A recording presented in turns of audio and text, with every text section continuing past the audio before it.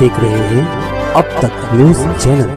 Unique academy computer and coaching classes, जहां nursery और junior senior KG classes से लेकर 11वीं और 12वीं जमातों के लिए कोचिंग क्लासेस जारी हैं। यूनिक एकेडमी में ऑडियो और वीडियो स्क्रीन का इंतजाम भी किया गया है। 5वीं, 6ठी, 7वीं और 8वीं जमात की स्पेशल क्लासेस भी जारी हैं। उर्दू, इंग्लिश, मराठी और मैथ्स की बेसिक क्लासेस भी जारी हैं। लड़कियों के लिए बिल्कुल सेपरेट क्लासरूम। यूनिक एकेडमी में अपने बच्चों का एडमिशन करवाएं। हमारा पता याद रखिए, शहीद अब्दुल हमीद कुसुम्बा रोड, निहाल नगर पुलिस स्टेशन के सामने, मालेगांव।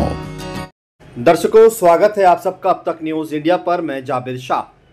दर्शकों, आज मालेगांव तालुका अजंग वड़ेल में केंद्रीय गृह मंत्री व सहकार मंत्री अमित शाह जी की सभा है और इस सभा के लिए मालेगांव शहर में छगन भुजबड़ और समीर भुजबड़ के बैनर लगाए गए हैं। अब इसका क्या अर्थ है? मालेगांव शहर में छगन भुजबड़ और समीर भुजबड़ के हार्दिक स्वागत के होर्डिंग बोर्ड इस तरीके से लगाए जाना, जबकि सरकार में छगन भुजबड़ को नहीं लिया गया, मंत्रिमंडल में नहीं लिया गया, कोई भी पद उन्हें यहाँ पर नहीं दिया गया, कोई मंत्रालय उन्हें नहीं दिया गया। उसके बावजूद भी यहाँ पर अमित शाह जी की सभा में जाने के लिए छगन भुजबड़ मालेगांव आए। मालेगांव शहर राधिका होटल में इनका जो काफिला था वो रुका। यहाँ पर समता परिषद के लोगों से मुलाकात की, ओबीसी के लोगों से मुलाकात की, उन्हें मार्गदर्शन किया। उनकी ओर से छगन भुजबड़ का यहाँ पर सम्मान सत्कार किया गया।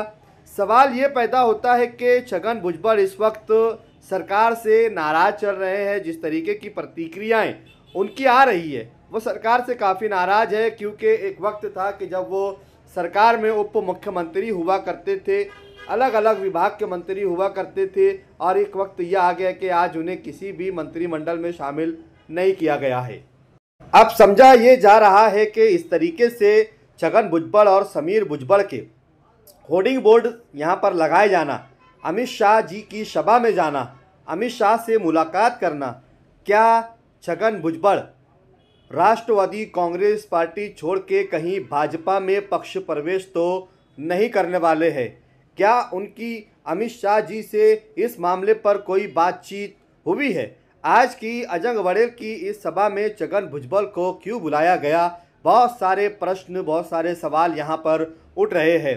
क्या छगन भुजबड़ अब भाजपा में शामिल होंगे और उन्हें क्या एक बड़ी जवाबदारी दी जाएगी? जहां महाराष्ट्र सरकार में छगन भुजबड़ को सत्ता से बाहर रखा गया है, किसी भी मंत्रिमंडल नहीं दिया गया, कोई भी उन्हें जवाबदारी नहीं सौंपी गई है, उन्हें कोई खाता नहीं दिया गया है, तो कहीं ऐसा तो नहीं है कि छगन भुजबड़ अमित शाह जी से मुलाकात करने के बाद कोई बड़ी राजनीति कर सकते हैं? क्योंकि छगन भुजबड़ महाराष्ट्र में एक ओबीसी के बड़े नेता माने जाते हैं, और सिर्फ महाराष्ट्र ही नहीं, राजस्थान और दूसरे राज्यों में भी छगन भुजबड़ की अपनी एक अलग पहचान है, अलग छवि है। वो एक बड़े नेता के तौर पर देखे जाते हैं, लेकिन सरकार से इस तरह किसी भी ओहदे से खाली रह जाना उनके लिए एक बड़ा सवाल है। देखना यह है कि क्या छगन भुजबड़ अब भाजपा में शामिल होंगे या फिर राष्ट्रवादी में ही रहेंगे। आप देख रहे थे अब तक न्यूज़ इंडिया, जाबिर शाह के साथ।